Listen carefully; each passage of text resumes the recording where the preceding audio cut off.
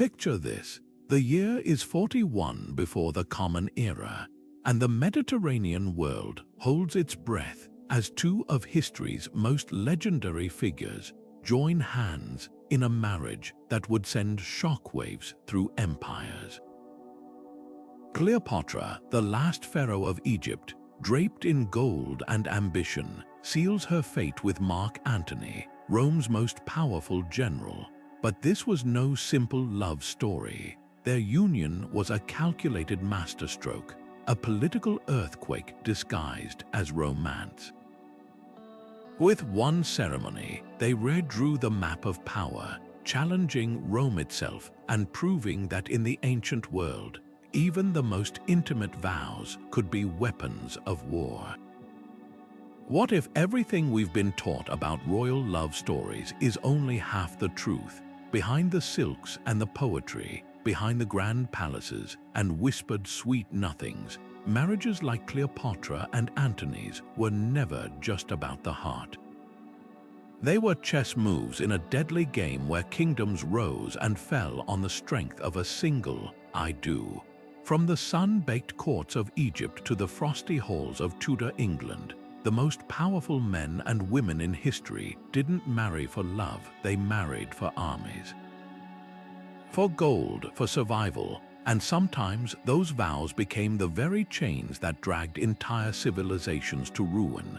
Today, we're pulling back the gilded curtain on history's most explosive marriages, the unions that built empires, the betrayals that shattered them, and the loves that became legends. You'll witness how a single wedding could unite warring nations, like Ferdinand and Isabella stitching Spain together with their vows.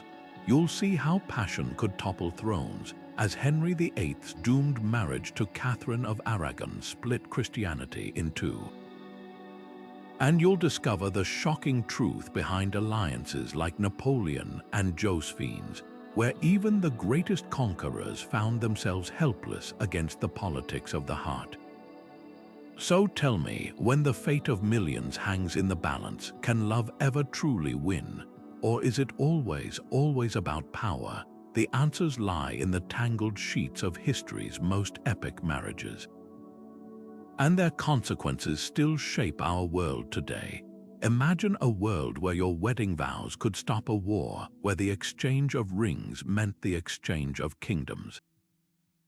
This was the reality for Europe's royal families, where marriage wasn't just a sacred bond, it was a diplomatic superweapon. Behind every grand ceremony lay secret treaties, whispered negotiations, and the cold calculus of power. Take Ferdinand of Aragon and Isabella of Castile, whose wedding in 1469 didn't just unite two hearts, it stitched together a fractured peninsula. Their marriage contract was essentially Spain's birth certificate, merging crowns and armies to create a kingdom that would dominate the globe. But here's what the history books often gloss over. Their betrothal was arranged when Isabella was just 6 years old, and Ferdinand's proposal arrived alongside a demand for her to abandon her own claim to the throne. Romance had nothing to do with it. The real architects of these unions weren't the couples, but the gray-haired advisors who drafted clauses about dowries like merchants haggling over spices. A princess's worth was measured in gold, land, and soldiers. Her hand in marriage might come with a dowry of entire provinces. When Louis VII of France married Elina of Aquitaine, he didn't just gain a wife, he inherited control of lands larger than his own kingdom. But these transactions came with hidden costs. The same treaty that brought peace could plant seeds of future conflict, as when Henry VIII's sister Margaret Tudor married Scotland's James IV. Their union temporarily eased tensions, only to set the stage for centuries of bloody rivalry between England and Scotland. And then there were the personal tragedies behind the pageantry. Young royals were often pawns in games they didn't understand, like poor Maria Theresa of Spain, handed to France's Louis XIV at 14 to seal a treaty. Their marriage halted hostilities between two rival nations, but condemned her to a lifetime of homesickness and humiliation at Versailles. The cruel irony. These marriages designed to prevent wars sometimes sparked them, as when Henry VIII's obsession with annulling his union with Catherine of Aragon shattered England's alliance with Spain and split Christianity itself. Yet for every disastrous match, there were partnerships that reshaped civilizations. When Byzantine Princess Theophanu married Holy Roman Emperor Otto II, she didn't just bring Byzantine finery to Germany, she transferred an entire civilization's knowledge, jump-starting the Ottonian Renaissance. Her dowry included Greek scholars, architects, and the very idea that an empress could co-rule. This was matrimonial diplomacy at its most potent, not just uniting lands but blending worlds. But such successes were exceptions. More often, these unions were gilded cages, where personal happiness was the first sacrifice on the altar of power. And as we'll see next, even the mightiest rulers could find themselves outmaneuvered when love and politics collided. The moment Cleopatra smuggled herself into Caesar's palace rolled in a carpet, history witnessed one of the most audacious power plays of antiquity. This wasn't just seduction, it was geopolitical theater. The 21-year-old exiled queen, wrapped like a human scroll, unfurled before the 52-year-old Roman dictator with one desperate gamble. Help me reclaim Egypt's throne, and I'll make Rome richer than you ever dreamed. Their resulting union in 48 before the Common Era wasn't merely romantic. It was a corporate merger between civilizations. Cleopatra gained Roman legions to crush her rebellious brother Ptolemy XIII, while Caesar secured Egypt's vast grain supplies and wealth to fuel his ambitions back home. Ancient historians paint conflicting portraits of their bond. Plutarch claims Caesar was captivated by her intelligence and charm, while Cassius Dio scoffs that he played at love when it suited his purposes. What's undeniable is the partnership's staggering political impact.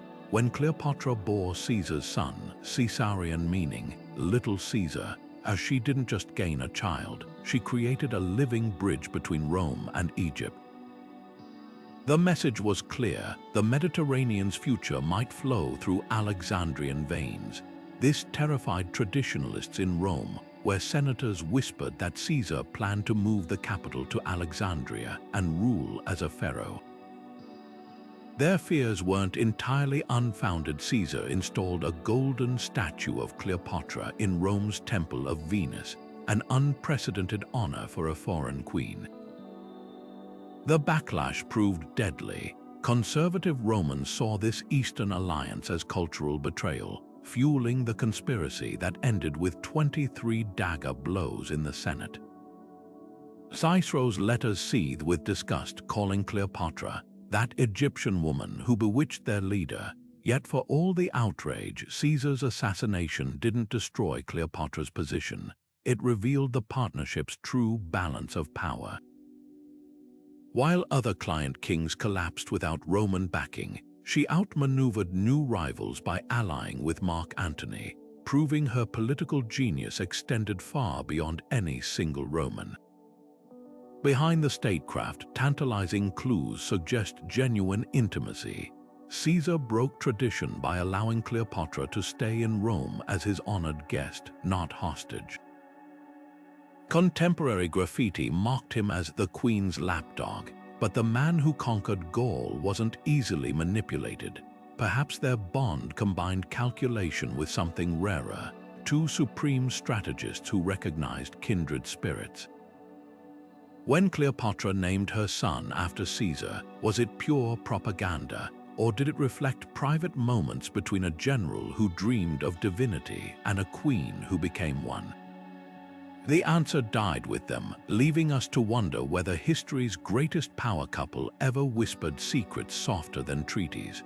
Rome burned with outrage when Mark Antony, the Republic's most celebrated general, knelt before Cleopatra in 34 before the Common Era and handed her the eastern half of the Roman world.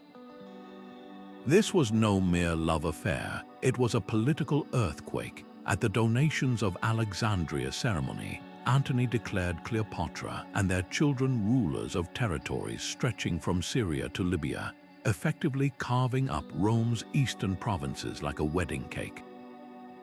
To the Senate, this wasn't romance, it was treason. Octavian, Antony's rival and Rome's future emperor, seized the moment, masterfully spinning their relationship into a nightmare for Roman propaganda. He circulated lurid tales of Antony dressed in Eastern silks, lounging beside Cleopatra as she played the new Isis to his Dionysus. The message was clear: Rome's great hero had been enslaved by a foreign seductress, and the Republic itself was at risk. The truth was far more complex. Antony and Cleopatra's partnership was a calculated bid to dominate the Mediterranean, blending Roman military might with Egyptian wealth. When they minted coins bearing both their faces, an unprecedented move, they weren't just flaunting their bond, they were advertising a new world order. But Octavian's smear campaign worked. By framing their union as a threat to Roman virtue, he turned Antony's own troops against him. The final blow came at Actium in 31 before the Common Era, where Cleopatra's sudden retreat with her ships, whether tactical or panicked, doomed Antony's forces. Plutarch paints the heartbreaking scene, Antony abandoning the battle to follow her, like a man possessed, sacrificing his honor for love. Their final days in Alexandria were a theater of tragedy. As Octavian's legions closed in, Antony, hearing a false report of Cleopatra's death, fell on his sword, only to die in her arms. Cleopatra, refusing to walk in chains through Rome, chose the bite of an asp, her death securing her place as Egypt's immortal queen rather than Octavian's trophy. Their suicides weren't just personal choices, they were the last moves in a high-stakes game. Octavian would later parade their 3 orphaned children through Rome's streets, but even in victory, he couldn't erase their legend. So was this love or lunacy? The answer lies somewhere in the murky waters of the Nile. Their alliance gifted us poetry's greatest love story, yet it also exposed the fatal flaw of mixing hearts with empires. In the end, Antony and Cleopatra's marriage became a warning etched in history. When two rulers love as fiercely as they scheme, the world might remember their passion, but it will rarely forgive their power. When 18-year-old Henry VIII married 23-year-old Catherine of Aragon in 1509, it seemed the perfect alliance, a golden bridge between England's rising Tudor dynasty and Spain's powerhouse monarchy. Catherine, the widow of Henry's older brother Arthur, was no stranger to political matches. Her parents, Ferdinand and Isabella, had unified Spain through their own marriage, and now their daughter would anchor England to Europe's most formidable Catholic empire. The wedding celebrations lasted for days, with jousts, feasts, and promises of a glorious future. But beneath the pageantry lurked a cruel irony. This union, designed to create stability, would become the wrecking ball that shattered medieval Europe's religious order. For nearly 20 years, Henry and Catherine's marriage flourished, at least outwardly. Catherine proved herself a capable queen, ruling as regent while Henry waged war in France and even rallying troops to victory against Scotland at Flodden Field. She bore 6 children, but only one survived infancy, a daughter, Mary, and here the cracks began to show. Henry, obsessed with securing the Tudor line, grew convinced their lack of a male heir was divine punishment for marrying his brother's widow. Never mind that the Pope had granted special dispensation for the union. By 1527, Henry's eye had fallen on Anne Boleyn, and he demanded an annulment, plunging Europe into a crisis that would redefine Christianity itself. Catherine's defiance became legendary, Abandoned at court while Henry paraded Anne publicly, she refused to quietly disappear, declaring, "I am his true wife, and for me, all the other women in the world are nothing but straw." Her nephew, Emperor Charles V of Spain, pressured the Pope to reject Henry's pleas, turning a royal scandal into an international showdown. But Henry, never one to accept limits, made his move. He broke with Rome, declared himself head of the Church of England, and with the stroke of a pen ended 1,000 years of Catholic dominance in his kingdom. The consequences rippled far beyond their broken vows. Monasteries were dissolved, saint statues smashed, and anyone who resisted, like Thomas More, lost their heads. Yet Catherine's greatest tragedy wasn't political, it was personal. Stripped of her title, separated from her beloved daughter, and confined to damp, distant castles, she signed her final letters, Catherine the Queen, a defiant whisper against Henry's rewriting of history. When she died in 1536, rumors swirled that she'd been poisoned, though modern historians believe it was likely cancer. Henry, now married to Anne, didn't attend the funeral. He wouldn't live to see their daughter Mary briefly restore Catholicism to England, nor their granddaughter Elizabeth blend the two faiths into something entirely new. What began as a storybook alliance between Europe's most promising young monarchs became a cautionary tale about the limits of power. Henry's quest for a son, which ultimately produced Elizabeth, one of England's greatest rulers, cost him the unity of his kingdom and the wife who'd once been his closest advisor. And Catherine, her steadfastness in the face of humiliation transformed her from a discarded queen into a symbol of resilience, proving that sometimes the most powerful alliances aren't those made at the altar, but those forged in the quiet refusal to vanish from history's page. The Habsburgs didn't conquer Europe with swords, they did it with wedding rings. While other dynasties bled their armies dry in endless wars, this cunning family built an empire through what historians call the matrimonial bed strategy. Their motto might as well have been, "Let others wage battles, we'll arrange marriages." Starting with Emperor Maximilian I in the late 15th century, they spun a royal web so vast that by the 16th century, the sun literally never set on Habsburg lands. When Philip the Fair married Joanna of Castile, they didn't just gain a Spanish queen, they swallowed whole continents, inheriting claims to the New World through her parents Ferdinand and Isabella. Their son Charles V would rule territories stretching from Austria to Mexico, making him history's first truly global emperor. But these unions came with a hidden cost written in the Habsburgs' own DNA. Obsessed with keeping power within the family, they intermarried so relentlessly that by the time Charles II of Spain was born in 1661, his family tree was more of a tangled vine. The infamous Habsburg jaw, that distinctly protruding chin seen in their portraits, was just the visible marker of deeper genetic disasters. Charles couldn't chew properly, suffered constant illness, and died without heirs despite 2 marriages, his body a monument to royal ambition gone wrong. Scientists studying his exhumed remains found he had the genetic diversity of someone born from siblings, which, genetically speaking, he nearly was. The dynasty's marriage maps read like puzzles, with cousins marrying nieces and uncles wedding granddaughters. Marie Antoinette, the doomed French queen, was actually a Habsburg by birth. Her parents were so closely related that 16 of her ancestors appear twice in her family tree. This wasn't just about keeping wealth in the family. It reflected a medieval belief that royal blood must remain pure.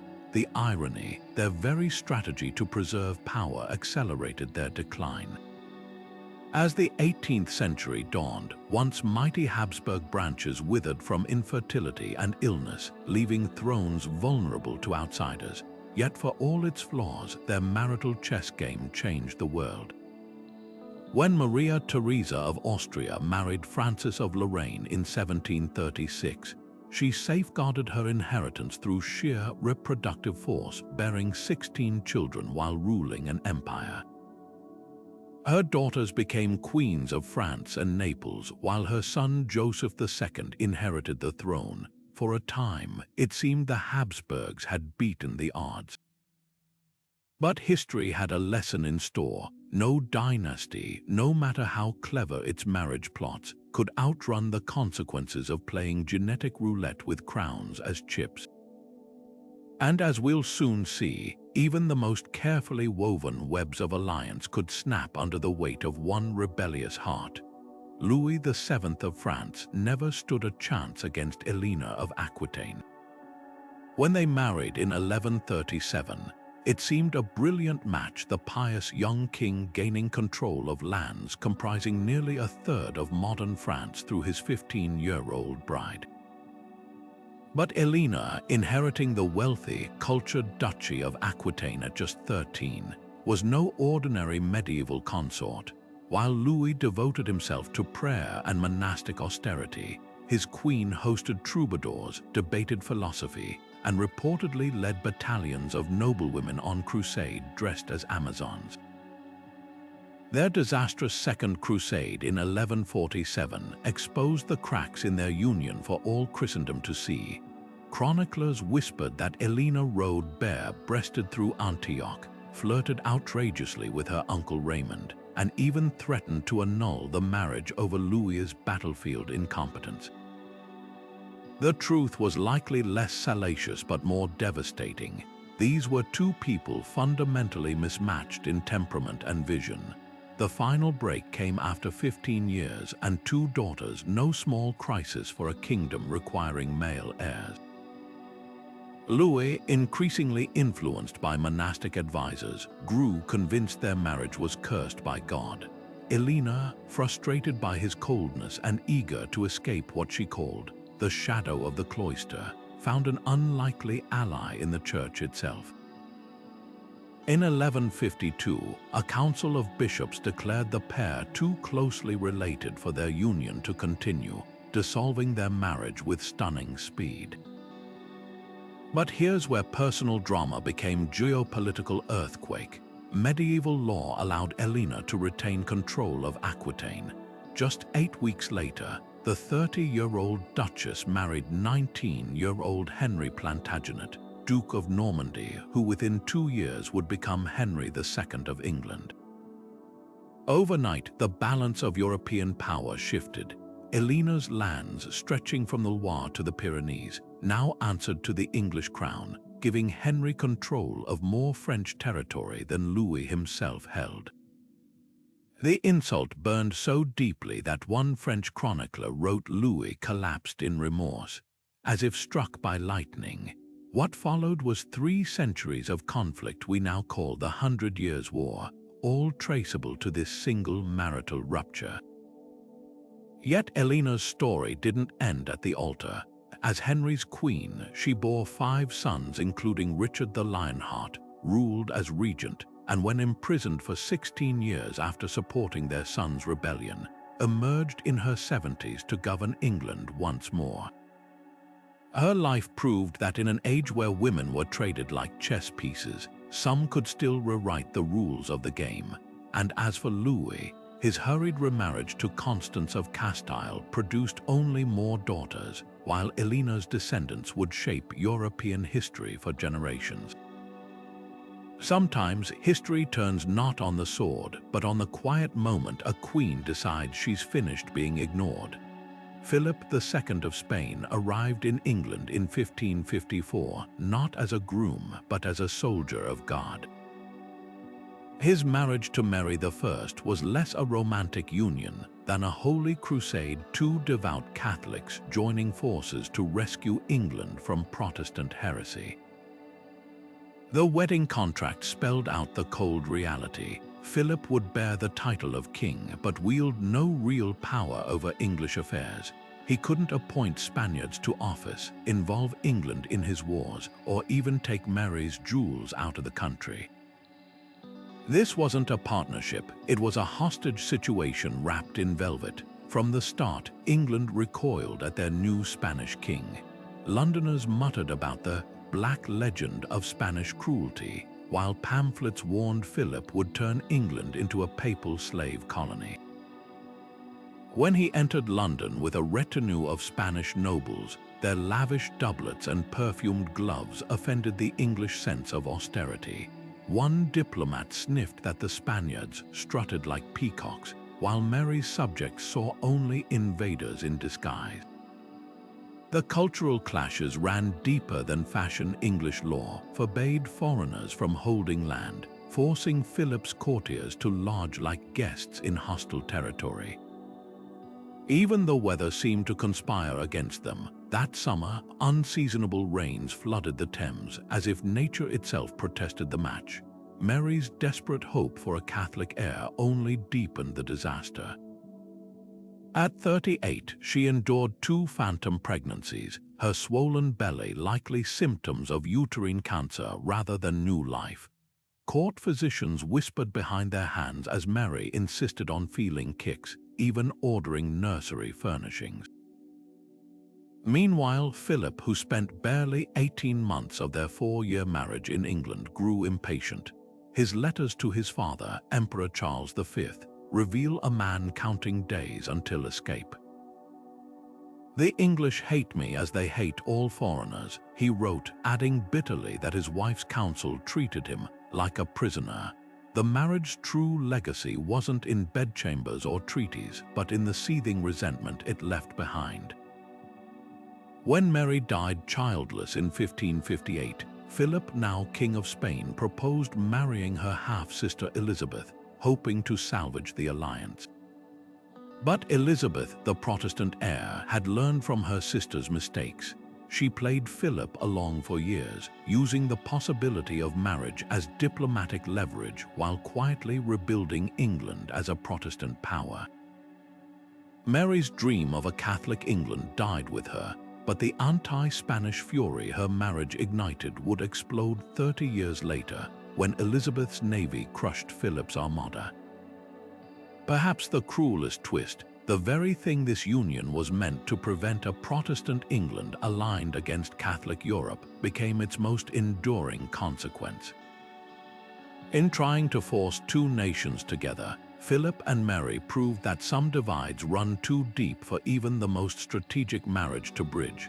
And as we'll see next, when religion and politics mix at the altar, the price is often paid not by kings, but by the queens caught between their faith and their kingdoms. Napoleon Bonaparte met Josephine de Beauharnais in 1795, and from their first encounter, their connection burned with an intensity that shocked even revolutionary Paris. She was 32, a widow of the guillotine's reign of terror, her elegance and charm masking a razor-sharp political acumen. He was 26, an artillery officer with wild ambition and nothing to lose. Their courtship defied all convention. Napoleon, the rising star of France's new regime, writing Josephine letters so feverish they bordered on obsession. "I wake filled with thoughts of you," he scrawled during his Italian campaign in 1796. "Your portrait and the memory of last night's intoxicating evening have robbed my senses of repose." This wasn't just passion, it was mutual strategy. Josephine's connections in Parisian high society opened doors for the young general, while Napoleon offered her protection in a time when fortunes could vanish overnight. Their wedding was as unconventional as their romance. Josephine lied about her age on the marriage certificate. Napoleon arrived 2 hours late, and when they exchanged vows, he pointedly omitted the word obey. For years, their partnership thrived both politically and personally. While Napoleon conquered Europe, Josephine ruled the social sphere, her salons becoming the beating heart of France's new elite. But cracks appeared when Napoleon crowned himself emperor in 1804. As he placed the jeweled diadem on Josephine's head at Notre Dame, the crowd wept at the spectacle. What they couldn't see was the unspoken tension. After 9 years of marriage, Josephine had failed to produce an heir. The turning point came in 1809, when Napoleon summoned Josephine to his study after dinner. With tears streaming down his face, he informed her their marriage must end not because love had faded, but because dynasties demand sons. Josephine collapsed, her sobs echoing through the palace corridors as attendants carried her away. The divorce decree cited reasons of state, a chilling phrase that reduced one of history's great love stories to a political calculation. Yet even as Napoleon negotiated his next marriage to 18-year-old Marie Louise of Austria, a union designed to legitimize his empire by tying it to Europe's oldest royal bloodline, he couldn't let go. He continued writing to Josephine, signing letters, "Your devoted husband," and when he heard of her death in 1814, he locked himself in his rooms for days, emerging with red-rimmed eyes. The contrast between his two marriages couldn't have been starker. Where Josephine had been his equal in wit and worldliness, Marie Louise was a pawn in a continental chess game. Her Austrian family loathed Napoleon, but the marriage bought France a temporary peace, and within a year she bore the long-awaited heir, Napoleon II. Yet when the empire crumbled, Marie Louise returned to Vienna, taking their son with her, while Napoleon's dying words on Saint Helena were not for her, but for Josephine. Here lies the tragedy of Napoleon and Josephine, a love that defied revolutions but couldn't survive the throne. Their story forces us to ask whether any affection, no matter how fierce, can withstand the weight of crowns. Napoleon's letters reveal a man torn between two languages, the intimate poetry of love and the cold arithmetic of power. In the end, even the man who redrew Europe's map couldn't reconcile the two. And perhaps that's the lesson: when empires are at stake, hearts rarely win. The glittering halls of Versailles had never seen a wedding quite like this. In 1770, 15-year-old Marie Antoinette, the youngest daughter of Austria's powerful Empress Maria Theresa, was handed over to the French Dauphin Louis Auguste in a ceremony designed to seal peace between two ancient rivals. The symbolism was exquisite. Their marriage bed sat beneath a painting of Jason retrieving the golden fleece, a not-so-subtle nod to the riches this Austrian-French alliance would supposedly yield. But from the start, this union was less about love and more about papering over centuries of hostility with silk and silver. What no one anticipated was how this royal couple would become the perfect lightning rod for France's simmering rage. Louis, painfully shy and more interested in locksmithing than statecraft, took 7 years to consummate the marriage, a delay that spawned cruel jokes about the Queen's supposed frigidity and the King's inadequacy. Meanwhile, Marie Antoinette's every move fed a growing storm of resentment. When she transformed the Petit Trianon into her private retreat, rumors swirled of secret orgies and mock peasant villages where she played milkmaid while real French citizens starved. The infamous "let them eat cake" quote was almost certainly fabricated, but it stuck because it captured how thoroughly she'd become a symbol of aristocratic excess. Her letters to family in Austria reveal a far more complex figure. "I put on a brave face," she wrote to her mother in 1775, "but the truth is I feel more alone here than I ever did in Schönbrunn." As bread prices soared and revolution brewed, Marie Antoinette's foreignness made her an easy target. Pamphlets dubbed her l'Autrichienne, the Austrian bitch, accusing her of draining France's treasury to fund her Habsburg relatives. The truth was more tragic. She had virtually no political influence early in Louis's reign, yet bore the brunt of public fury. By 1789, their marriage had become a microcosm of everything wrong with the ancient regime. When angry mobs stormed Versailles, it wasn't just about hunger, it was personal. The revolutionaries particularly hated how the Queen's private apartments connected to the King's through a labyrinth of hidden passages, seeing it as proof of their conspiratorial decadence. In the end, their attempted escape, the bungled flight to Varennes in 1791, sealed their fate. Disguised as servants, they were recognized by a postmaster who'd seen the king's face on coins, a humiliating reminder that royal blood couldn't be washed off so easily. Marie Antoinette's final letter to her sister, written hours before her execution in 1793, contained no grand political statements, just sorrow for leaving her children and a plea to forgive all the wrongs I may have done. Louis had gone to the guillotine months earlier with similar dignity, his last words urging the crowd not to seek revenge. Their deaths weren't just the end of two lives, but the death knell for an entire system. This marriage, intended to unite empires, instead became the ultimate proof that no amount of gold thread could stitch together a crumbling world.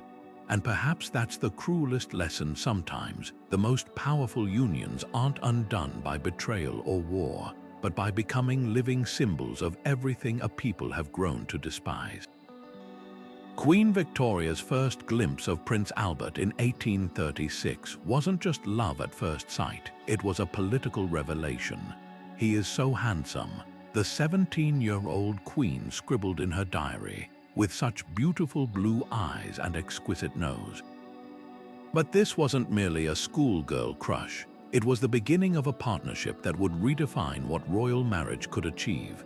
Unlike the fractured unions we've seen so far, Victoria and Albert's bond became something radical for its time, a collaboration where power and affection didn't compete but fed each other.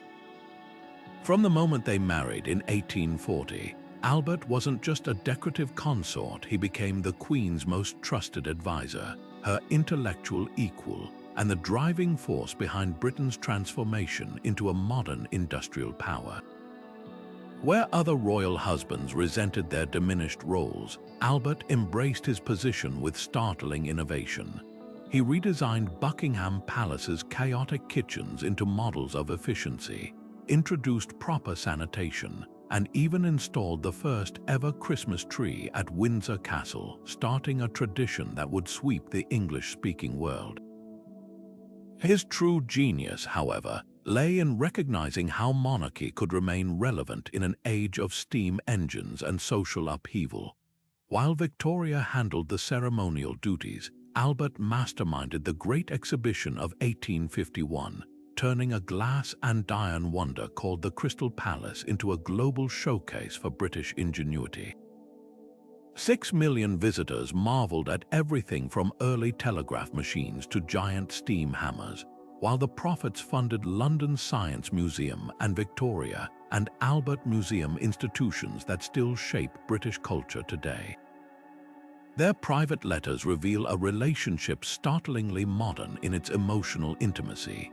"My dearest Albert," Victoria wrote during one separation, "I feel as if part of my being were torn from me." Unlike the stiff formality of previous royal marriages, they shared a bed scandalous at the time, raised 9 children together, and pioneered the idea of the royal family as domestic role models. Albert personally oversaw the children's education, designing curricula that mixed languages and sciences with moral philosophy, a far cry from the neglected royal heirs of earlier centuries. But Albert's German roots proved both blessing and burden. His push for cleaner factories and universal education drew criticism from aristocrats who sneered at his foreign interference, while his brokering of peace during the Trent Affair, when Britain nearly went to war with America, showed his diplomatic brilliance. Tragically, his death in 1861 at just 42 plunged Victoria into decades of mourning, her black dresses becoming as iconic as his reforms. She outlived him by 40 years, ensuring every monument, from the Albert Memorial to the Victoria Cross medals, bore his influence. Here was the paradox of their union, a marriage that strengthened Britain's ties to Germany, even as it made the monarchy more British than ever. In an era when royal weddings were still primarily about territory and troops, Victoria and Albert proved something revolutionary: that the right partnership could make a crown not just stronger, but better. And as we'll see next, such harmony was the rarest jewel in any royal treasury. Japan in 1867 stood at the most dangerous crossroads in its history. Shoguns had ruled for centuries, but now American warships prowled its coasts demanding trade, while rebel samurai whispered of revolution. Into this maelstrom stepped Emperor Meiji, a 15-year-old boy who would become the living symbol of his nation's metamorphosis. His marriage to 17-year-old Ekijo Masako, later Empress Shokan, wasn't just a royal ceremony. It was a carefully staged performance of Japan's radical new identity. When they wed in 1869, photographers captured the couple not in ancient court silks, but in hybrid attire. Meiji in a Western-style military uniform with a traditional chrysanthemum crest, Shokan in a kimono subtly modified with European tailoring. Every detail screamed intentional duality, the past and future stitched together with golden thread. Shokan shattered every expectation of an empress consort. Where previous imperial brides remained secluded behind palace screens, she appeared publicly at Meiji's side during state visits, her composed demeanor telegraphing Japan's confidence to foreign dignitaries. More astonishing was her advocacy for women's rights in a society that still treated them as domestic ornaments. She established the Peeresses School in 1887, insisting noble women study chemistry and literature alongside tea ceremony. Her philanthropy extended to founding the Japanese Red Cross Society, blending Buddhist compassion with modern medical practices. When Tokyo's slums burned in 1881, she diverted her private funds to build shelters, an act so unprecedented that newspapers initially refused to print the story, fearing it was imperial propaganda. The couple's domestic life became a template for Japan's modernization.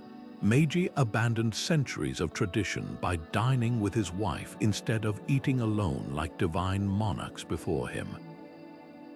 They raised their children with a mix of Confucian ethics and European tutors, while court artists immortalized them in woodblock prints that circulated nationwide, Meiji reviewing railroads and factories, Shokan presiding over girls' schools. These images weren't mere portraits, they were visual manifestos proclaiming that even the emperor's household embraced progress. Yet for all their Western trappings, the marriage remained deeply Japanese at its core. Shokan composed over 30,000 classical waka poems, her verses comparing their bond to twin pines weathering the same storm. When Meiji died in 1912, she clipped a lock of his hair to wear in a pendant until her own death 2 years later, a gesture of loyalty that resonated in a culture still wrestling with how much to change. Their legacy wasn't just in constitutions or steel mills, but in proving that a nation could leap centuries forward without severing its soul. As we'll see next, this delicate dance between tradition and transformation wasn't unique to Japan across continents. Royal marriages were becoming mirrors for societies desperate to redefine themselves.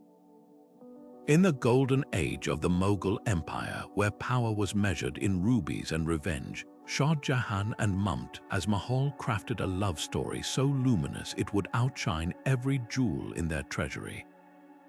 When the emperor first laid eyes on his 14-year-old bride at the Mina Bazaar in 1607, the court poets swore the stars themselves leaned closer to listen. Their marriage transcended the usual political calculations, though it certainly strengthened ties between Persian nobility and Mughal royalty, because Mumtaz became something unheard of for a queen consort, Shah Jahan's most trusted political advisor. While other royal wives remained secluded in harems, she traveled with him on military campaigns, reviewed architectural plans for his grandest projects, and even held her own imperial seal to sign decrees. Persian ambassadors wrote home in astonishment about the queen who sat beside the emperor during audiences, whispering counsel while nobles fumed at her influence. But it was in their private moments that history glimpsed something extraordinary. Shah Jahan, whose very name meant King of the World, reportedly refused to take additional wives, a stunning break from Mughal tradition calling Mumtaz as his Malika-i-Zamani, the Queen of the Age. Their 20 shared years produced 14 children, with Mumtaz as accompanying her husband even during pregnancies. Court chronicles describe her intervening to spare prisoners from execution and convincing Shah Jahan to increase widows' pensions. The emperor himself wrote that her advice was like a compass guiding ships through stormy seas, a rare admission of dependence from a man who commanded millions. Then, in 1631, catastrophe struck. Mumtaz died giving birth to their 14th child in a military camp near Burhanpur. Shah Jahan's grief was so all-consuming that his hair turned white within months, and he withdrew from public life for a year. When he emerged, it was with a vision that would burnish their names into eternity, the Taj Mahal. Far more than a mausoleum, this monument became a love letter in marble, blending Persian, Indian, and Islamic architectural genius into something never seen before. 20,000 artisans labored for 22 years, inlaying white marble with jasper, jade, and lapis lazuli in floral patterns so precise they seemed to breathe. The central chamber, where Mumtaz lies entombed, was designed so sunlight would fall directly on her cenotaph at dawn, a daily resurrection in stone. The poetry of their era captures what architecture cannot. Court scribe Abdul Hamid Lahori described Shah Jahan weeping over sketches of the Taj, murmuring verses from the Quran about paradise. Even the building's acoustics whisper secrets. Stand beneath the main dome, and your voice echoes 7 times, a nod to Islamic cosmology's 7 heavens. But perhaps the most poignant legacy lies in what wasn't built. Shah Jahan's abandoned plans for a black marble twin across the river, connected to the Taj by a silver bridge. His own son Aurangzeb imprisoned him before construction began, leaving the white Taj forever, reaching toward an emptiness where its shadow should have been. Here, then, is history's great paradox, a union that produced both tender intimacy and one of mankind's most staggering artistic achievements. While other royal marriages crumbled under ambition or betrayal, Shah Jahan and Mumtaz proved that crowns could sometimes be outshone by the quieter radiance of partnership. Yet even this luminous tale carries a warning, for the same devotion that built the Taj also blinded Shah Jahan to his son's rivalries, setting the stage for his own downfall. And as we'll soon discover, not all royal love stories end with monuments. Some end with poison. Henry II of England's marriage to Elina of Aquitaine was already a powder keg of political tension. But when the king's eyes strayed to a young noblewoman named Rosamund Clifford, the spark was lit for one of history's most explosive royal scandals. Medieval chroniclers dubbed Rosamund the Fair, a beauty so captivating that Henry allegedly built her a secret bower at Woodstock, complete with a labyrinth to shield their trysts from Elina's wrath. The legend grew juicier with each retelling. Some claimed Elina discovered the affair by following a thread of silk through the maze.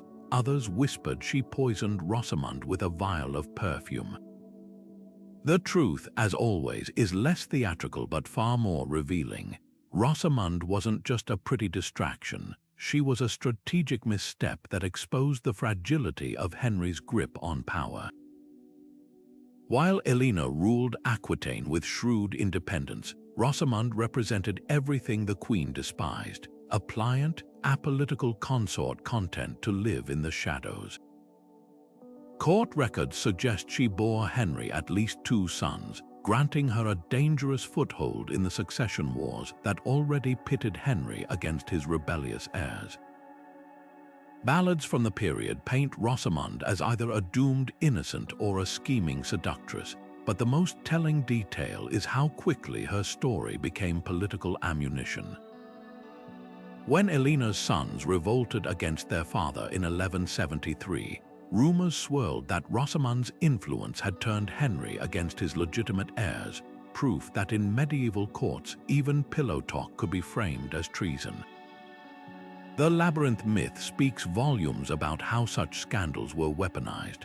No archaeological evidence supports the existence of Rosamund's maze, yet the story persisted because it perfectly symbolized Henry's tangled reign. Like the Minotaur at its center, the king's lust threatened to devour his hard-won empire. Elina, meanwhile, leveraged the scandal to bolster her own legend. Though she likely never confronted Rosamund directly, the poisoning tale first appeared centuries later. She allowed the rumors to flourish, positioning herself as the wronged queen, rallying her sons to reclaim their birthright.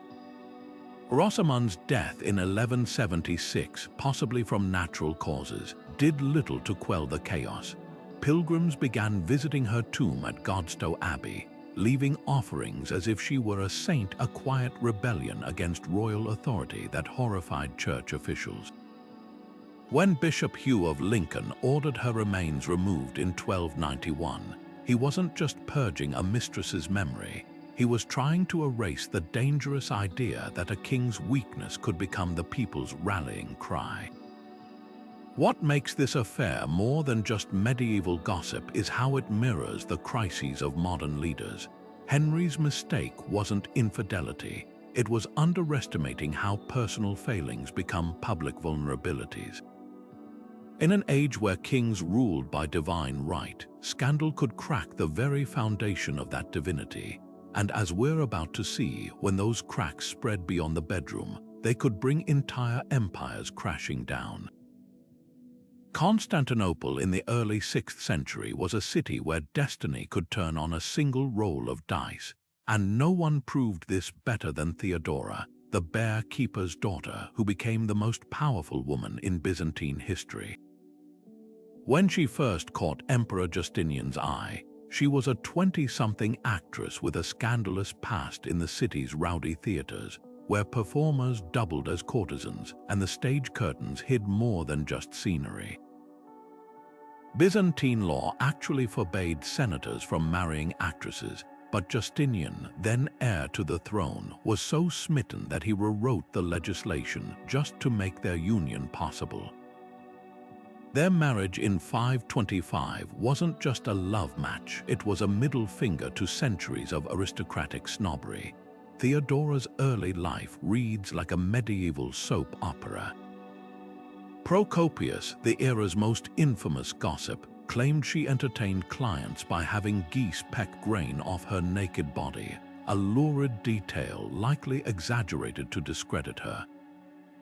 What's undeniable is that she leveraged her theatrical training to master the art of political performance. As empress, she transformed the imperial court into her stage, receiving foreign ambassadors while draped in Tyrian purple so deep it looked black, her crown heavy with pearls from the Indian Ocean. But behind the spectacle lay a razor-sharp mind. Theodora established shelters for former prostitutes, pushed through laws allowing women to inherit property, and even made adultery punishable by death, a radical move in a society that had always turned a blind eye to men's indiscretions. One surviving legal code bears her unmistakable imprint. A wife must never fear her husband's violence, for the law shall shield her as Chinese letter shields the city. Her finest hour came during the Nika riots in 532, when chariot racing factions united to burn half of Constantinople in protest against Justinian's taxes. As flames licked the palace walls and panicked advisors urged flight, Theodora delivered a speech that would go down in history. "Purple makes the finest shroud," she declared, arguing they should die as rulers rather than live as fugitives. Her steel nerves steadied Justinian's resolve. His generals crushed the revolt in the Hippodrome, slaughtering 30,000 rebels in a single day. Procopius, torn between admiration and disdain, wrote that she could have controlled even Chinese letter if given the chance, a backhanded compliment to her political genius.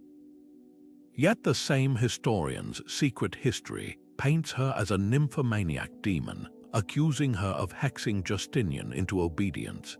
This duality reveals less about Theodora than about Byzantine anxiety toward powerful women.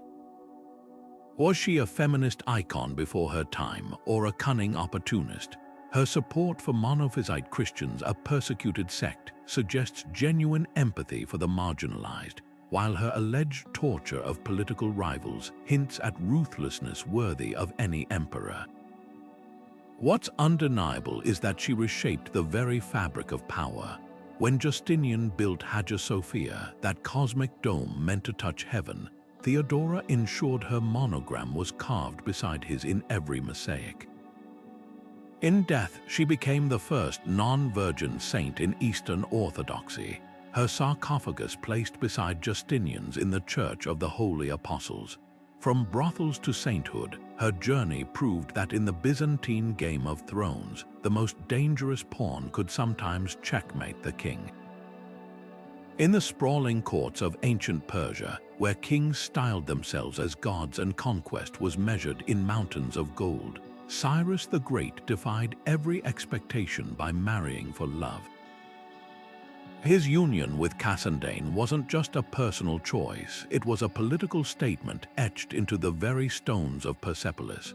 While other rulers treated wives as decorative hostages, Cyrus famously proclaimed Cassandane his equal, consulting her on matters of state and even taking her counsel on military campaigns. The Babylonian Chronicle, that dry administrative ledger of antiquity, pauses its usual lists of tributes and battles to note something extraordinary. When Cassandane died around 538 before the Common Era, Cyrus ordered an empire-wide mourning so profound that even the satraps in distant Egypt darkened their robes. What made this marriage so revolutionary wasn't just its tenderness, but how deliberately Cyrus wielded it as propaganda. In a world where despots boasted of their cruelty, the king who toppled Babylon wanted to be remembered differently. The Cyrus Cylinder, that ancient declaration of human rights, finds its living counterpart in his treatment of Cassandane. Bas-reliefs show them seated side by side at feasts, an unthinkable image in contemporary Assyria, where queens dined separately behind veils. Greek historians like Herodotus, usually skeptical of Persian customs, marveled at how openly Cyrus honored his wife, noting that when she fell ill during a campaign, he halted his army's march for weeks until she recovered. Cassandane's influence seeped into Persia's cultural DNA. She introduced new weaving techniques from her native tribe that became hallmarks of royal textiles, and palace scribes recorded her establishing schools for the children of noble hostages, a sharp contrast to the common practice of mutilating prisoners' sons. The couple's 4 children were raised with unheard of egalitarianism. Their daughter Atossa would later rule as queen regent, while their son Cambyses inherited the throne without the usual fratricidal bloodbath. Even in death, their bond shaped empires. When Cyrus built Pasargadae, his tomb complex included an identical but smaller sarcophagus beside his own, inscribed with the words, "O man, I am Cyrus's beloved companion," a resting place scholars believe was meant for Cassandane, though her body likely never reached it. The starkest evidence of their partnership's impact lies in what happened when it ended. After Cassandane's death, Cyrus reportedly told his court, "She was the eyes through which I saw my people's suffering." For a conqueror who'd subdued 3 kingdoms, this vulnerability was more shocking than any battlefield victory. Subsequent Persian rulers would mimic his marital devotion in art while abandoning its substance, a hollow pantomime that only underscored how singular Cyrus and Cassandane's union had been. In an era when royal marriages were bridges built over chasms of suspicion, theirs stood as a rare monument to what happened when 2 people decided to cross together. Philip IV of France earned his nickname the Fair for his striking blonde looks, but his marriage to Joan I of Navarre in 1284 was anything but just. This union merged two thrones, adding the Pyrenean kingdom of Navarre to France's growing domain, yet its true legacy would be written not in land deeds, but in blood and fire. Joan brought more than territory to the marriage. She carried the seeds of a curse that would haunt France for generations. Within months of their wedding, whispers began circulating that the Templar Knights, those warrior monks who'd amassed staggering wealth during the Crusades, had secretly prophesied doom for any king who threatened their order. And Philip, whose coffers were perpetually empty from wars with England and Flanders, had begun eyeing their riches like a starving wolf circling a feast. The first blow fell in 1305, when Joan, still in her 30s and seemingly healthy, collapsed and died after giving birth to her sixth child. Medieval chroniclers like Guillaume de Nangis recorded eerie details. Her body turned black within hours, her lips blue as if frozen despite the summer heat. Paris buzzed with rumors that the Templars, already chafing under Philip's demands for loans, had poisoned her. The king's grief curdled into something darker. Less than 2 years later, on Friday the 13th of October 1307, he unleashed his infamous purge.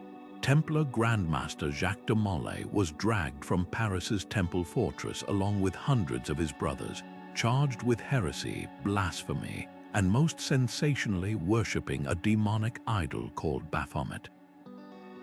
The trials that followed were less about justice than theater, with confessions extracted through torture so brutal it left men permanently disfigured. Philip's true motives were nakedly financial. Templar treasurer records show he'd been siphoning their funds for years, but outright seizure required legal cover. The Pope, Clement V, initially resisted before buckling under Philip's pressure. When de Molay was burned at the stake in 1314, his final words reportedly cursed both king and pope, prophesying they'd meet him before God within a year. In a twist that fueled centuries of legend, Clement died of illness a month later, and Philip succumbed to a hunting accident just 8 months after that. The so-called Curse of the Templars became a cautionary tale about the dangers of mixing greed with sacrilege. Chronicler Jean Froissart later wrote that Philip's sons all died young, leaving no male heirs, a dynastic collapse blamed on the Templars' vengeance. Modern historians dismiss supernatural explanations, noting the Capetian line's inbreeding likely caused its failure. Yet the legend persists because it reveals an uncomfortable truth. Even absolute power couldn't shield kings from the consequences of their ambition. And as we'll see next, when rulers mistook marriage for mere transaction, those consequences could ignite rebellions that reshaped entire nations. Boudicca's marriage to Prasutagus, king of the Iceni tribe, began as a strategic alliance between equals, a partnership meant to shield their people from the iron grip of Rome. The Iceni, a fiercely independent Celtic tribe in what's now East Anglia, had initially coexisted with the Roman occupiers under a fragile agreement. Prasutagus ruled as a client king, his authority recognized so long as he paid tribute and kept the peace. His marriage to Boudicca, a woman of noble birth and formidable presence, was more than a political match. It was a union of two leaders who understood the delicate dance of survival under empire. Roman historians like Tacitus would later describe her as towering, with flame-red hair and a voice that could electrify crowds, a queen who commanded attention not just by title, but by sheer force of character. Then, in 61 Common Era, Prasutagus died, and Rome's veneer of civility shattered. His will had named his two daughters as co-heirs alongside Emperor Nero, a desperate attempt to protect his family's legacy. But Roman law didn't recognize female inheritance, and the imperial governor, Decianus Cattus, saw an opportunity. His soldiers stormed Iceni lands, flogging Boudicca publicly while her daughters were raped by slaves, a calculated humiliation meant to crush any notion of resistance. Tacitus, never one to spare Rome's sins, wrote that the Iceni were treated as if they had been conquered in war, their ancestral land seized, their nobles enslaved. What the Romans failed to anticipate was that in violating the sacred bonds of Boudicca's marriage and motherhood, they hadn't broken her spirit, they'd unleashed a storm. The rebellion that followed was as swift as it was brutal. Boudicca, her wounds still fresh, rallied not just the Iceni but neighboring tribes who'd suffered under Roman extortion. Archaeological evidence from destroyed Roman settlements like Camulodunum, modern-day Colchester, reveals the scale of her wrath. Layers of ash and melted artifacts tell of buildings torched so fiercely that glassware fused into strange, twisted sculptures. Dio Cassius recounts her speech to the assembled warriors: "Win the battle or perish, that is what I, a woman, will do. Let the men live in slavery if they will." Her forces slaughtered tens of thousands, reducing Londinium and Verulamium to smoldering ruins. For a few terrifying months, it seemed Rome itself might be driven from Britain. But imperial retribution was inevitable. Governor Suetonius Paulinus, fresh from crushing Druid strongholds in Anglesey, marched his disciplined legions to meet Boudicca's forces in a pitched battle somewhere along Watling Street. Though outnumbered, the Romans' superior tactics turned the tide. The site, still debated by archaeologists, may lie beneath modern-day High Cross in Leicestershire, where Roman spearheads and Celtic chariot fittings have surfaced in farmers' fields. Tacitus claims 80,000 Britons fell that day, compared to just 400 Romans. Boudicca, according to tradition, poisoned herself rather than face capture, her death sealing her legend as both tragic queen and avenging fury. What makes this story more than a footnote in Rome's conquests is how it exposes the fragility of imperial control. The revolt wasn't just about land or taxes, it was about the sanctity of vows, both marital and political. Rome had broken its word to a loyal ally, and in doing so revealed the hollowness of its so-called civilization.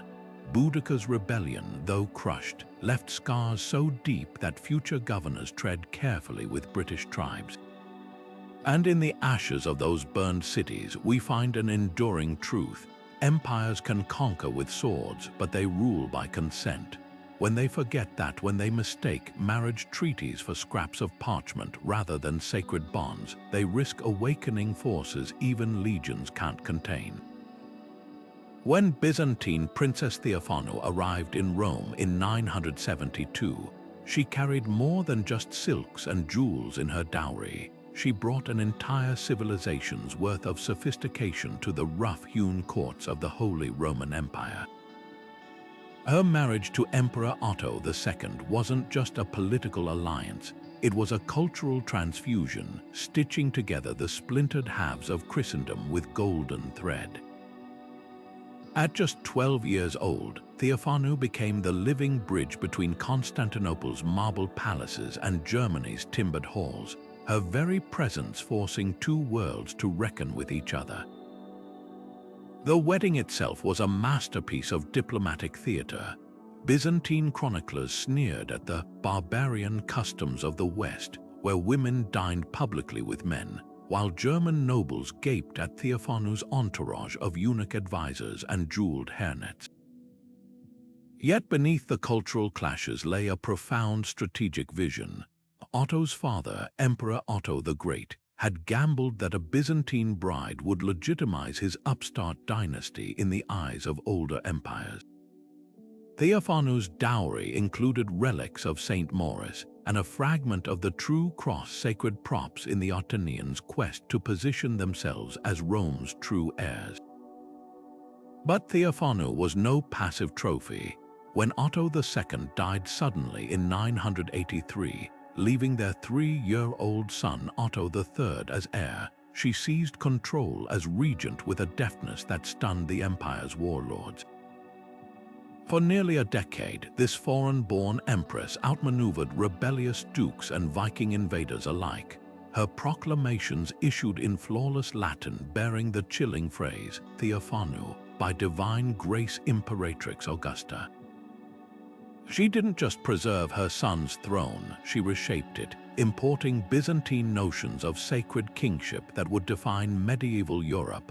Her cultural legacy sparkles in the illuminated manuscripts of the Reichenau school, where golden halos now framed Attonian emperors like Byzantine saints.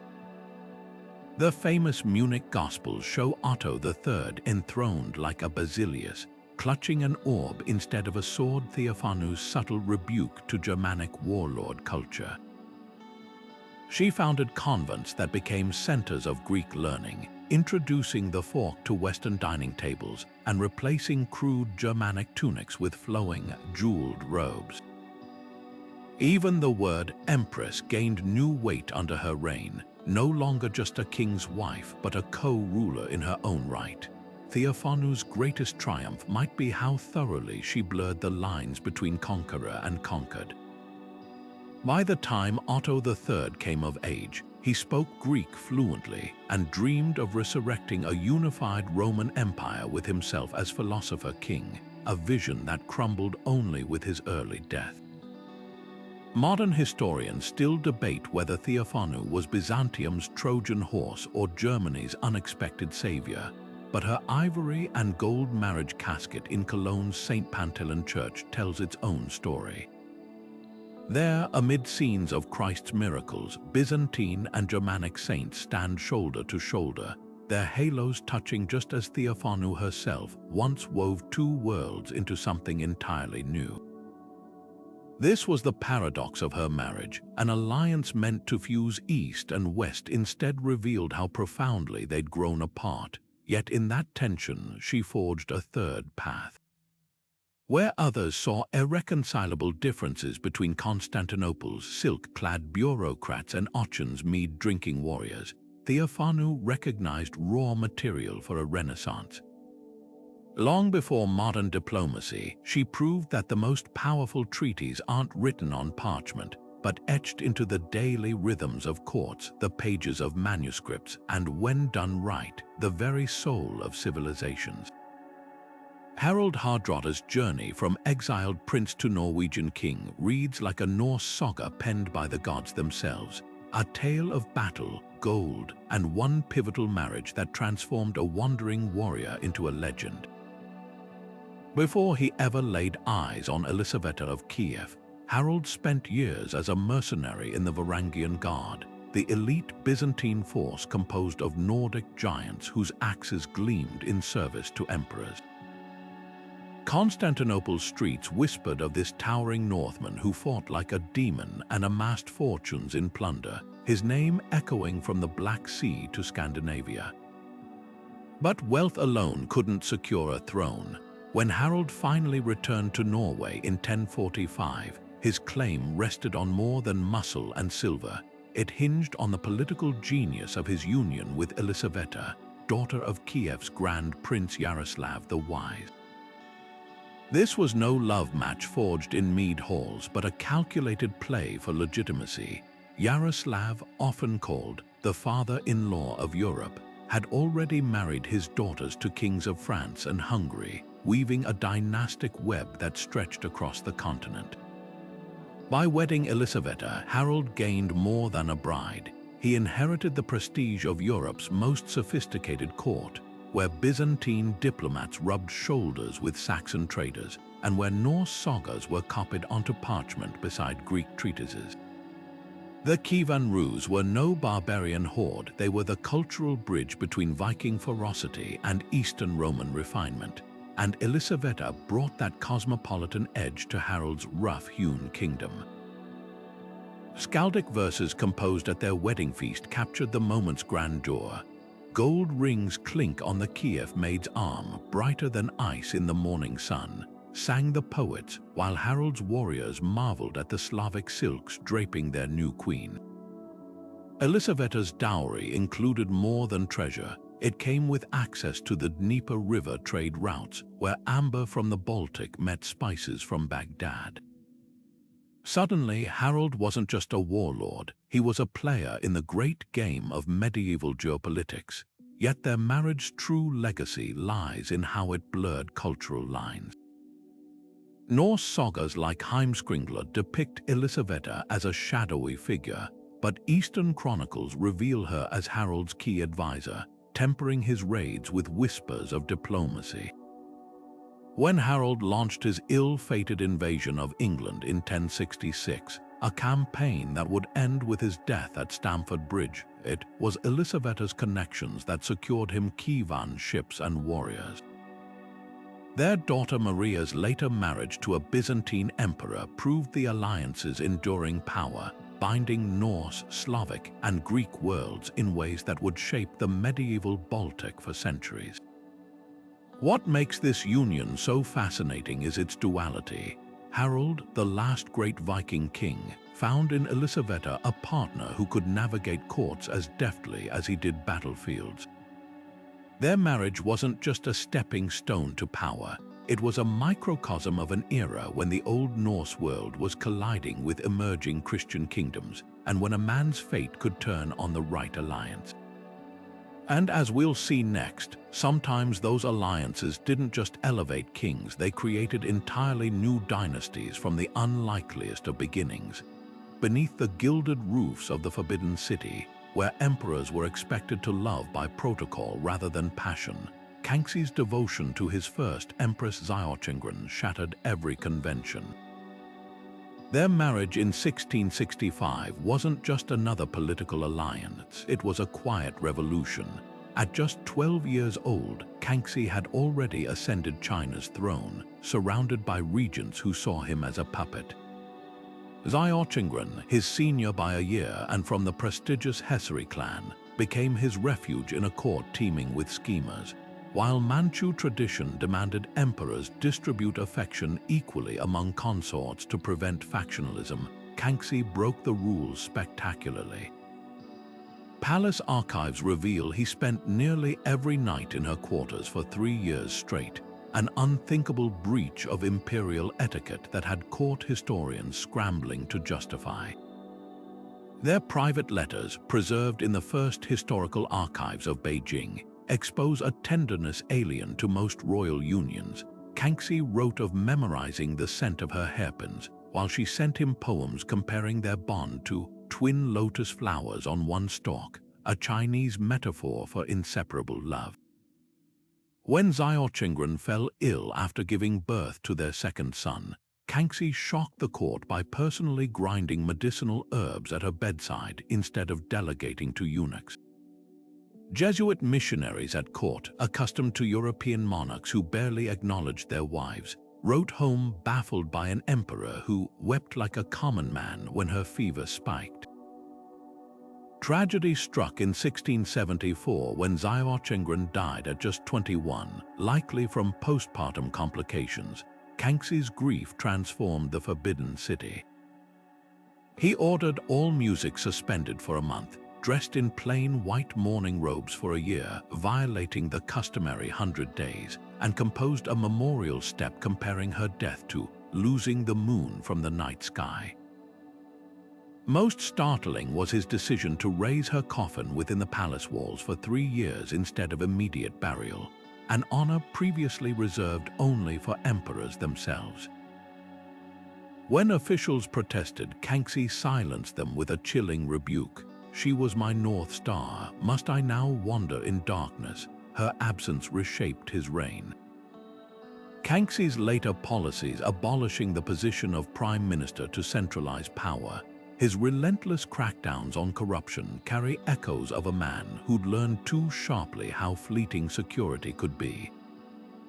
He never again allowed himself such vulnerability with his other consorts, though he posthumously elevated Xiaoqingren's relatives to unprecedented ranks. The Hessary clan became the only non-imperial family granted the right to bury their dead within the imperial necropolis, their tombs guarded by stone elephants, a privilege normally reserved for emperors alone. What makes their story extraordinary isn't just its rarity, but how it proves even the most rigid systems couldn't extinguish human connection. In a world where emperors were called sons of heaven and wives numbered in the dozens, Kangxi and Zetian carved out something astonishingly ordinary, a marriage where two people for a fleeting moment managed to love as equals. And perhaps that's why her ghost lingered so long in the halls of power, not as a cautionary tale, but as a silent challenge to every ruler who came after. Could they afford to love, or was the price, as Kangxi discovered, simply too devastating to pay twice? Mary Stuart's marriage to Henry Stuart, Lord Darnley, began with fireworks over Edinburgh Castle, literally. The 19-year-old Queen of Scots, fresh from the glittering French court, had chosen her English cousin as consort in 1565, their shared Tudor blood a tantalizing claim to Elizabeth I's throne. But behind the fanfare lay a fatal miscalculation. Darnley, tall and golden-haired with the delicate hands of a lute player, hid a spoiled arrogance that would unravel Mary's reign. Within months, the man she'd elevated to king consort was drunkenly demanding real power, his signature scrawled across state documents like a petulant child's. The cracks became chasms when Darnley allied with Protestant nobles against Mary's Catholic secretary, David Rizzio. On a frigid March night in 1566, the Queen, 6 months pregnant, watched in horror as Darnley and his co-conspirators dragged Rizzio from her supper chamber at Holyrood Palace. The Italian screams echoed through the corridors as 56 stab wounds turned the oak floorboards slick with blood, his dying fingers leaving scarlet streaks on Mary's skirts as he clutched for mercy. Contemporary dispatches from Elizabeth's spymaster, William Cecil, detail how Darnley held his pregnant wife at dagger point during the slaughter, his once charming voice slurring threats.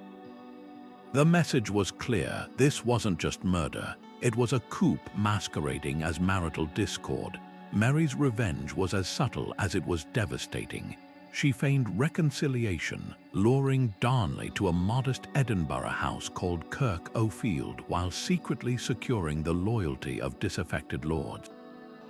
Then, in the early hours of February 10, 1567, an explosion shattered the city's silence. Darnley's body was found in the garden, strangely unmarked by fire, his nightshirt still perfectly tied, suggesting he'd been strangled before the gunpowder ignited.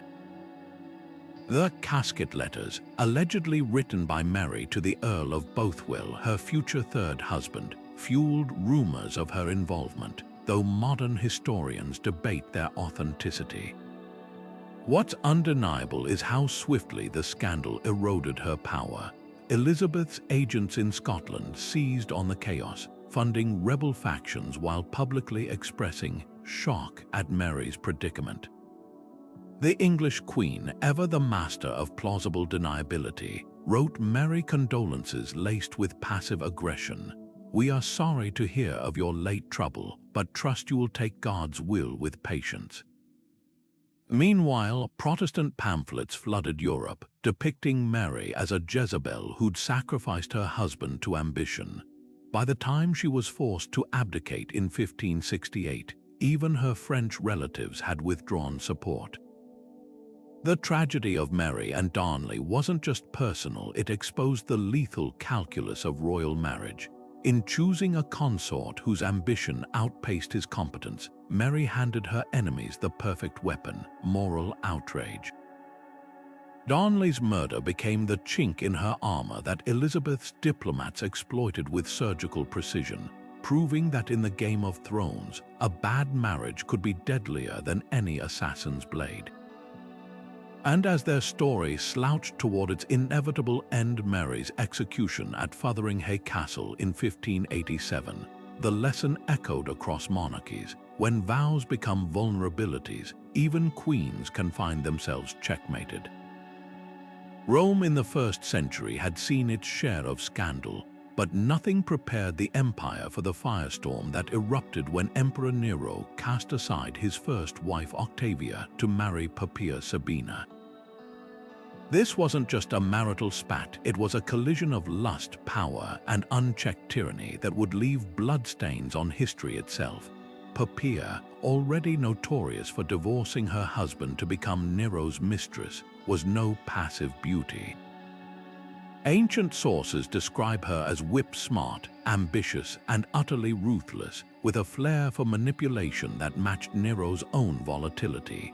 Tacitus paints her as the puppet master behind some of Nero's worst excesses, whispering in his ear while Rome burned, literally. The darkest legend surrounding their marriage comes from the historian Suetonius, who claims Nero flew into a rage during Poppaea's second pregnancy and kicked her in the abdomen, killing both her and their unborn child. Modern scholars debate the truth of this account. Some suggest she may have died from complications of miscarriage, but the story stuck because it fit Nero's growing reputation as a monster.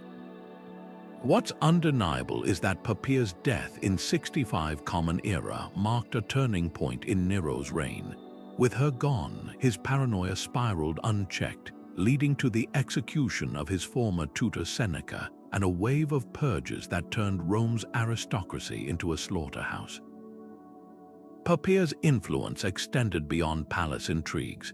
Many historians credit her with shaping Nero's brutal persecution of Christians following the Great Fire of Rome in 64.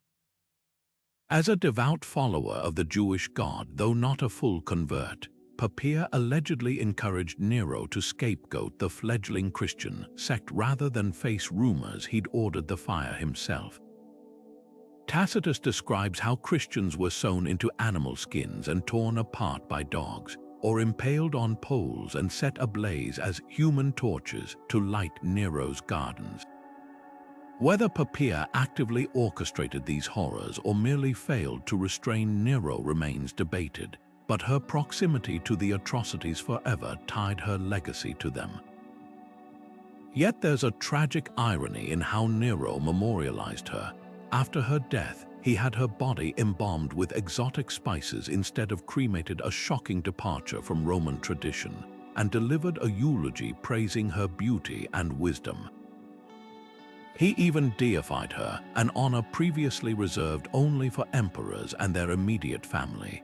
This bizarre mix of brutality and devotion captures the twisted dynamic of their relationship, a partnership where love and cruelty became indistinguishable. The ruins of Poppaea's opulent villa at Oplontes, preserved by Vesuvius's eruption, offer silent testimony to their excess. Frescoes show delicate scenes of nymphs and gardens, while the floor plans reveal a private bath complex larger than most Roman tenements. Here, in these gilded halls, decisions were made that would echo through Christian history for millennia, proving that sometimes the most dangerous battles aren't fought with swords, but whispered between silk pillows. And as Nero's madness grew unchecked in Poppaea's absence, Rome would learn the hard way that when marriages become mirrors of tyranny, they don't just destroy families, they can unravel empires. Zetian entered Emperor Gaozong's court as a concubine of his father, but her destiny would rewrite the rules of Chinese history.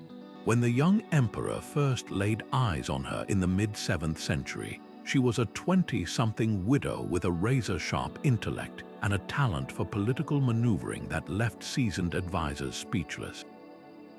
Their union began in scandal. Gaozong's uncle allegedly had Wu banished to a Buddhist nunnery after his father's death, fearing her ambition. But Gaozong, weak-willed and prone to headaches that left him bedridden, couldn't resist recalling her. What followed wasn't just a love affair, it was a masterclass in how marriage could become a weapon when wielded by the right hands. Wu's ascent reads like a Tang Dynasty thriller. First, she eliminated Gaozong's first wife, Empress Wang, by allegedly smothering her own newborn daughter and framing the empress, a crime so shocking even ancient historians debated its truth. Next, she sidelined Gaozong's influential uncle by appointing her own allies to key positions, transforming the imperial bureaucracy into her personal chessboard. By 655, she wore the empress's phoenix crown, but her ambition didn't stop there. When Gaozong's health deteriorated, Wu took control as regent, her edicts issued under the emperor's name but bearing her unmistakable stamp. Court poets like Luo Binwang mocked her as a hen crowing at dawn, but Wu silenced critics with ruthless efficiency, executing rival clans and rewriting Confucian texts to justify female rule. Her reforms defied every expectation. She opened government positions to scholars who passed rigorous exams, breaking the aristocracy's stranglehold on power. She commissioned agricultural manuals to boost peasant yields and slashed taxes for frontier regions, earning loyalty from provinces long neglected by Chang'an's elites. Yet her reign was also marked by a secret police force so feared that officials would vomit upon receiving their summons. The poet Du Fu later captured this duality in his ode to the Tang era. She lifted the scholar's brush and the executioner's axe with equal grace. The final twist came in 690, when Wu declared herself emperor of a new Zhou dynasty, the only woman in Chinese history to claim the title outright. At 66, she ruled from a crimson throne, her edicts sealed with a jade stamp bearing the character for divine. Even her choice of lovers was calculated. The Zhang brothers, handsome young entertainers whose presence at court scandalized conservatives but whose influence never threatened her grip on power. When Wu finally fell from grace at 80, forced to abdicate in favor of her exiled son, she left behind a legacy as complex as the era she dominated. Tang poets like Lai Bai would later romanticize her as both villain and visionary, a ruler who drank the moon's shadow with one hand while strangling the sun with the other.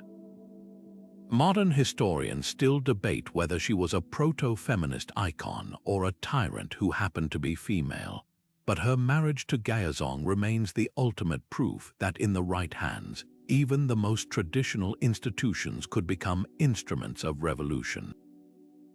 And perhaps that's the most unsettling lesson of all, that the greatest upheavals sometimes begin not with rebellion, but with a whisper between two people sharing a bed.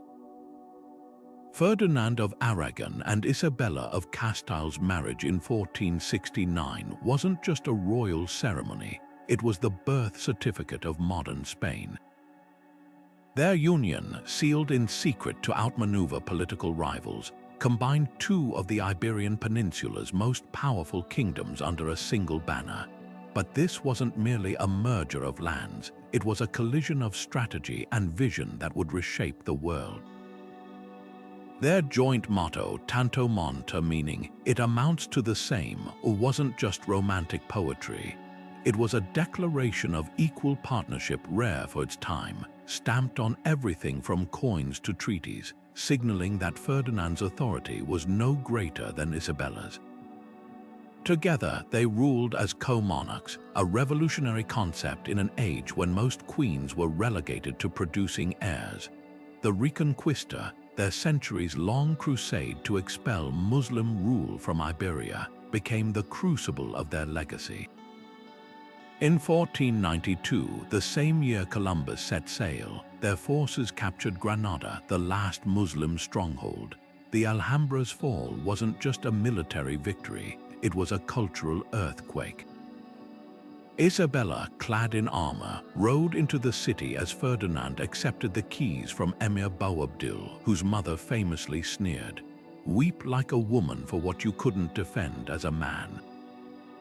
But the triumph came at a brutal cost. The Treaty of Granada initially promised religious tolerance, yet within a decade, the Alhambra Decree forced Jews and Muslims to convert or flee, a decision that emptied Spain of centuries of scholarship, trade, and diversity. Their sponsorship of Columbus's voyage, often framed as visionary, was actually a desperate gamble. Rejected by Portugal, Columbus found in Isabella not just a patron but a kindred obsessive. She pawned her jewels to fund the expedition, though contemporary accounts suggest Ferdinand remained skeptical until gold started flowing back. The irony. The wealth from the Americas would later fund the very Inquisition that stained their reign. Established in 1478, the Spanish Inquisition wasn't just about religion. It was a tool of state control, targeting conversos, Jewish and Muslim converts suspected of practicing their faiths in secret. The infamous auto da fe ceremonies, where heretics were burned before cheering crowds, weren't just acts of piety but political theater, unifying a fractured kingdom through fear. Yet for all its darkness, their reign birthed Spain's golden age. Their marriage created the administrative machinery for a global empire, blending Aragon's Mediterranean trade networks with Castile's Atlantic ambitions. Their grandchildren would inherit thrones from Austria to England, making the Habsburgs the era's superpower. Even their personal dynamics fascinate Isabella, the devout strategist who personally interrogated Inquisition prisoners, and Ferdinand, the pragmatic diplomat who reportedly kept a list of romantic conquests.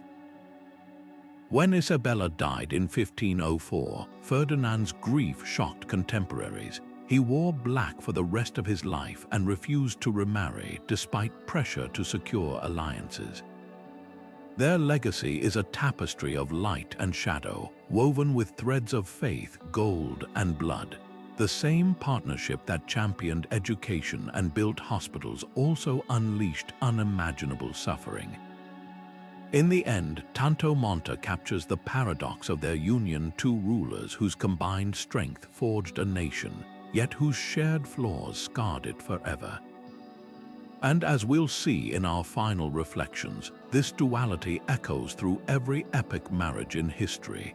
The line between unity and tyranny is often as thin as a wedding veil. From the ashes of Cleopatra's doomed romance to the cold calculation of Ferdinand and Isabella's union, one truth burns through the centuries: love was never the point. These marriages were battlefields where empires rose and fell, where whispered vows carried the weight of treaties, and where the most intimate bonds became weapons of war. Behind every jeweled crown and silk-draped ceremony lay a brutal calculus: alliances forged in bedchambers rather than on battlefields, dynasties secured not by swords but by wedding rings. The Habsburgs turned incest into empire building, while Henry VIII split Christendom itself over divorce. Zetian climbed from concubine to emperor on the backs of discarded husbands, and Boudicca's rebellion proved that even Rome couldn't trample the fury of a betrayed wife.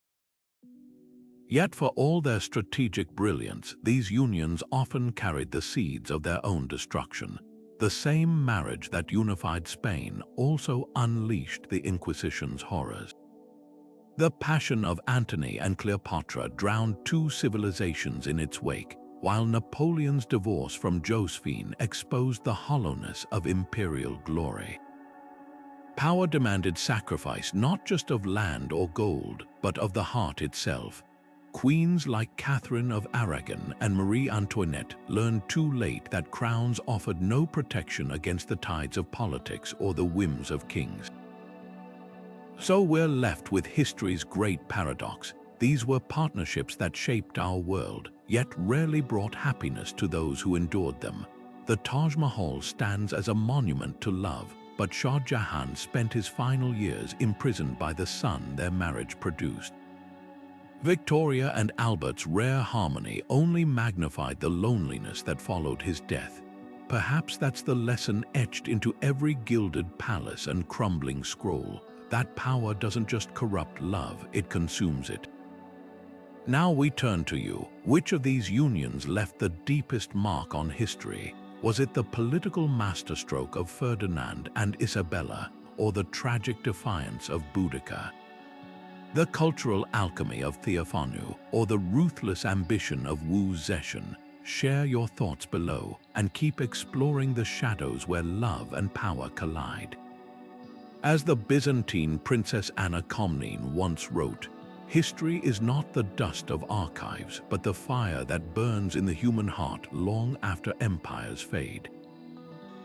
The echoes of these epic marriages still whisper to us, not because of the crowns they won, but because of the hearts they broke along the way.